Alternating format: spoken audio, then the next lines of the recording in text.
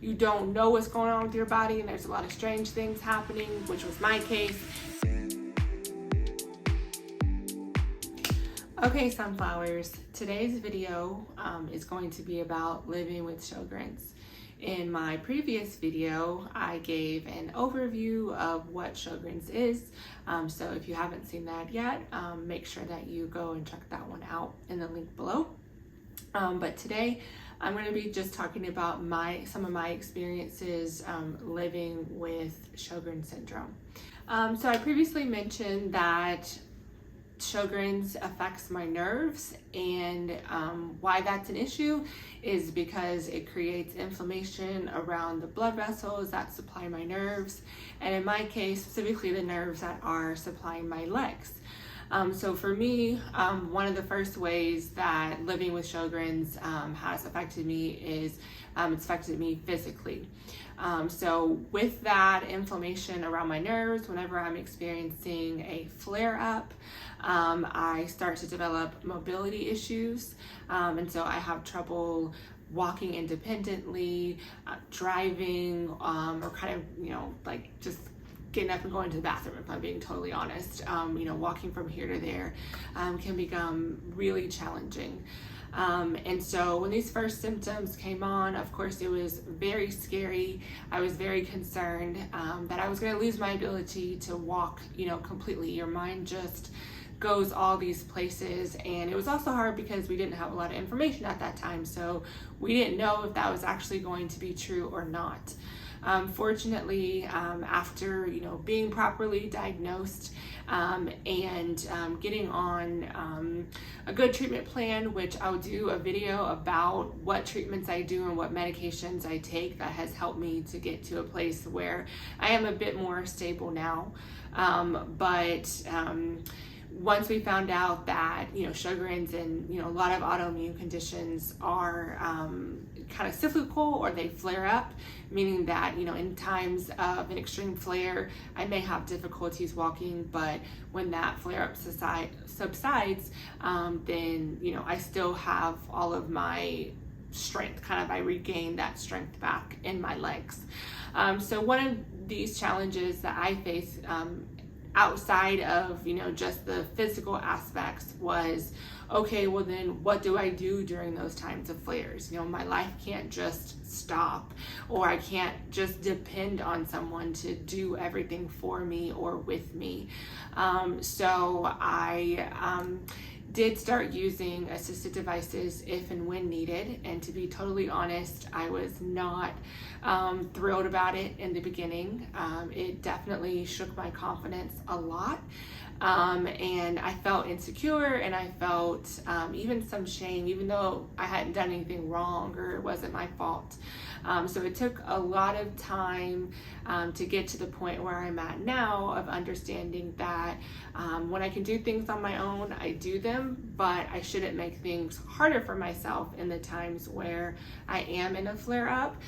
So I do have a walker. I don't love it, just because it's not a great quality, not because walkers are bad.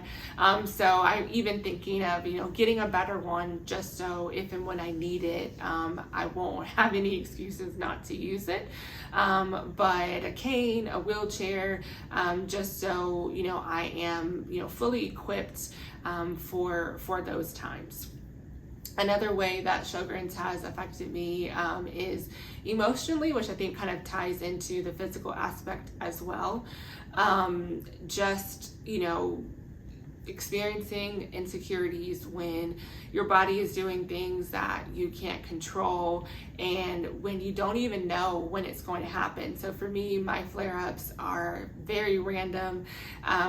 Doctors ask, and I try to track it and see if anything triggers it, or if it's because of this or because of that, but I haven't been able to land or figure out on any one particular thing that does trigger a flare-up. So my insecurities that I faced were, for a while I was kind of sheltered at home and only around my immediate family, because I knew that they understood what I was going through and that it wouldn't necessarily scare them.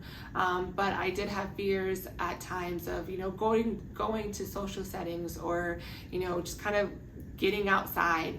I felt like I needed to hide because I was concerned about how others would feel if I had a flare up or if I had an episode in front of them. And that caused me to honestly miss out on a lot of things. And so what I've just learned through this process is that I can't stop my life or shrink myself because I'm dealing with this condition. I go and do up until, if and when my symptoms or a flare-up comes, but I can't essentially hold my breath until it does. And then thirdly, or lastly, another way that Sjogren's has affected me is financially. So it took a long time for me to get diagnosed, which isn't uncommon, and I'm sure a lot of you have had that same experience.